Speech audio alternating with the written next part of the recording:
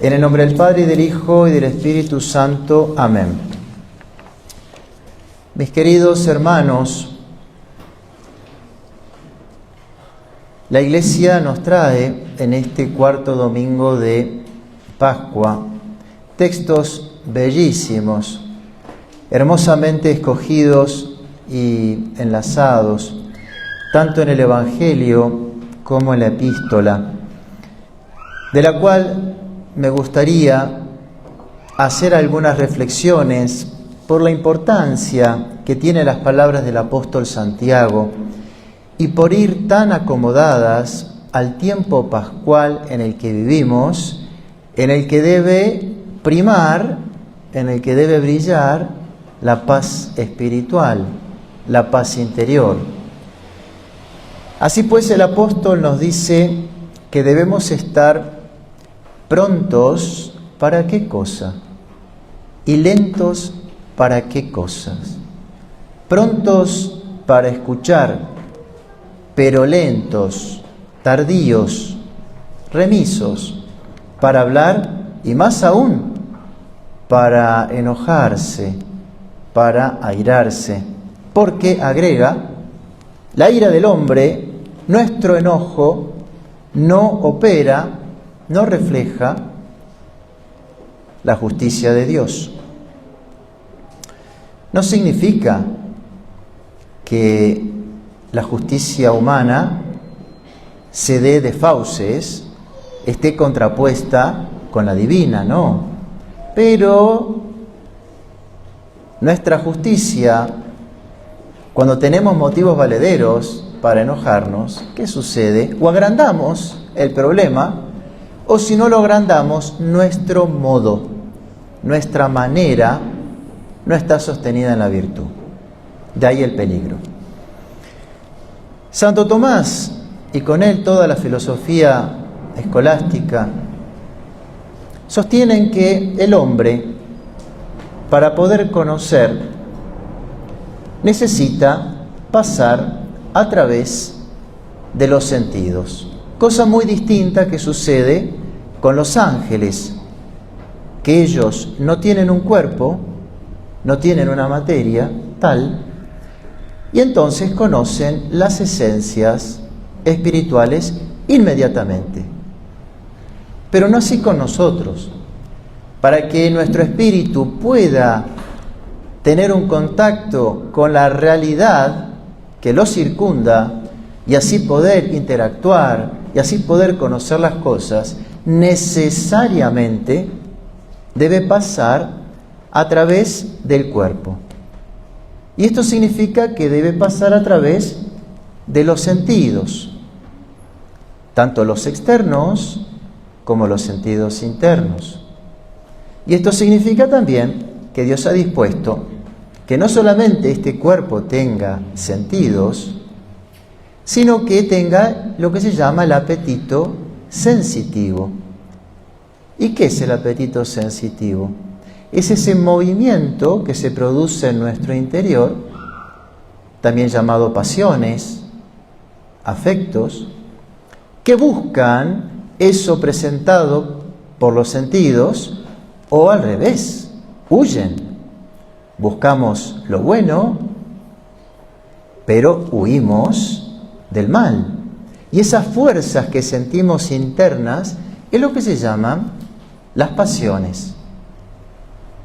El apetito sensitivo. Muy bien.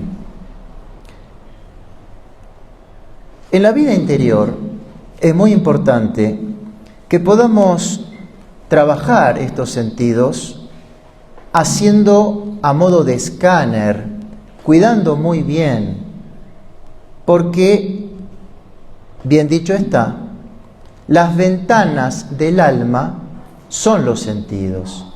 Y si tenemos todas las ventanas y puertas abiertas, ciertamente, ¿qué sucede en una casa? Que entra polvo, que entran insectos, que entran objetos indecorosos, es decir, la ensucian. Y eso es lo que pasa con nuestras almas. La sala debe estar abierta, porque hay que ventilar los ambientes, claro está. Pero mañana, tarde y noche provoca el exceso y por lo tanto es perjudicial. Esto mismo sucede con nuestras almas. Si estamos con nuestras ventanas y puertas todo el día abiertas, nos van a perjudicar en la vida interior. Y por eso el apóstol nos advierte sencillamente de la boca y también de la audición. Él nos dice que debemos estar prontos para escuchar, pero estas palabras del apóstol deben ser bien entendidas, porque si no pareciera que debemos tener siempre y para todo los oídos abiertos, y no es así, porque las mismas escrituras dirían lo contrario. Debemos tener abiertos los oídos, pero no para fomentar esas curiosidades de todo querer saberlo, críticas, chimentos, habladurías. Porque si fuera así lo que dice el apóstol, nuestra alma estaría expuesta a empezar a sufrir todos los deseos de esas cosas que hemos escuchado para referirlos, para criticar, para condenar, para sentenciar, para burlarse. No.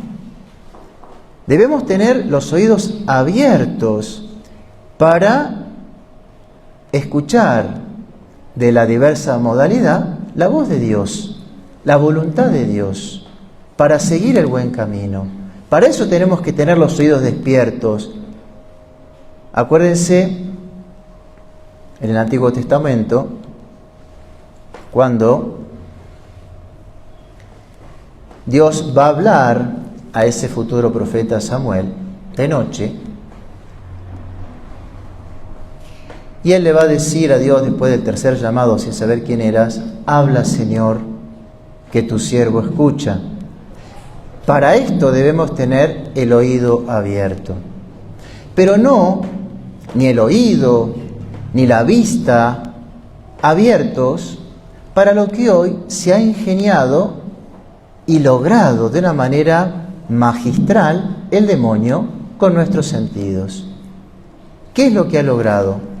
Que los tengamos todo el día abiertos para escuchar música y no poder vivir sin la música, y si me siento en el auto tengo que poner música, y si llego a casa tengo que poner música, o para tenerlos abiertos a las pantallas. No puedo estar sin ver una película, sin ver un video, no puedo estar sin la televisión, o para la mini pantalla de nuestro teléfono, en donde estamos todo el día pendientes. Ahí el problema. Aficionados, encadenados, atados al chat, y no podemos estar, y no lo puedo apagar, y no puedo apagar el teléfono ni cuando me voy a dormir, no sea cosa que pase algo. Y así, ¿cómo uno puede mantener una vida interior?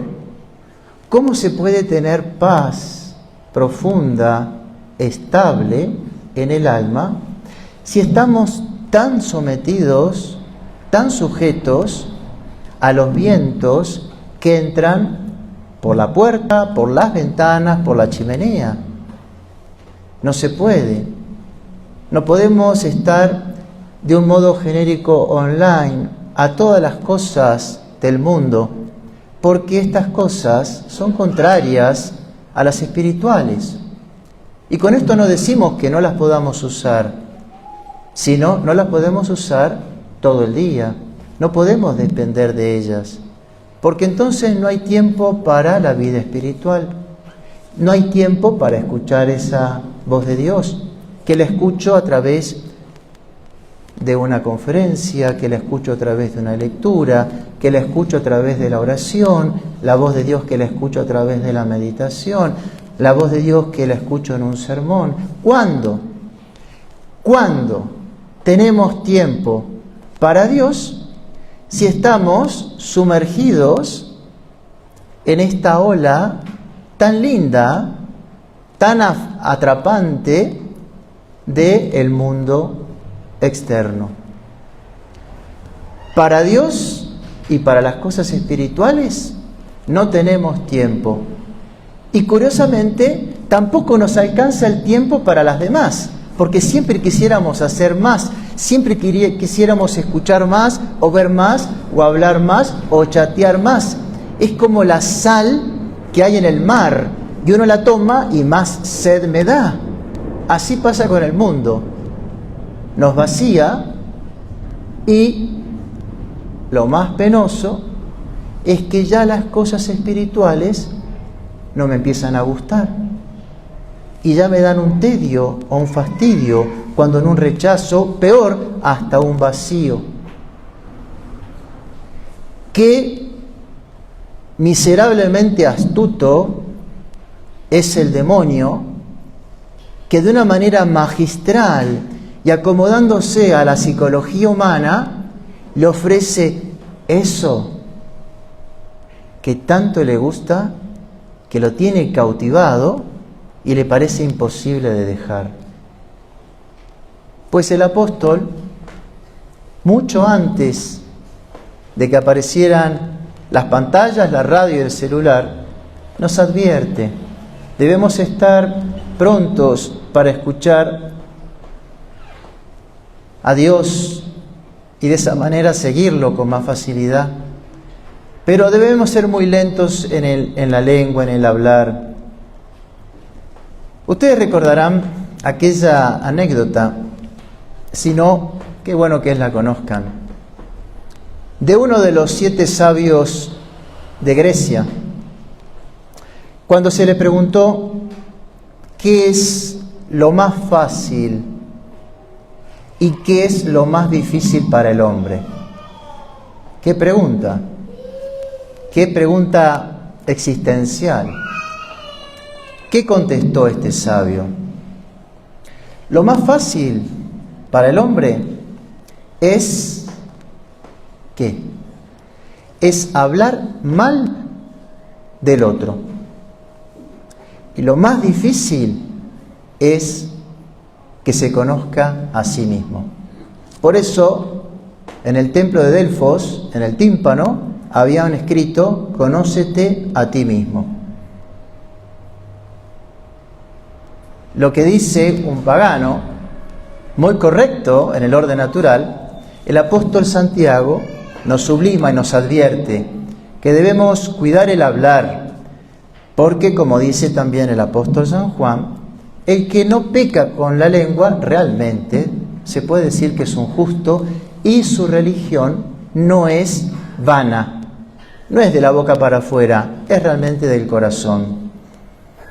¿Cómo vamos a poder mantener el deseo de callarnos? ¿Y cómo vamos a poder callarnos en concreto si ardemos en deseo de saberlo todo, para opinar de todo y para juzgar de todo en nuestra expresión? Pues bien, mis queridos hermanos, una hermosa enseñanza que tenemos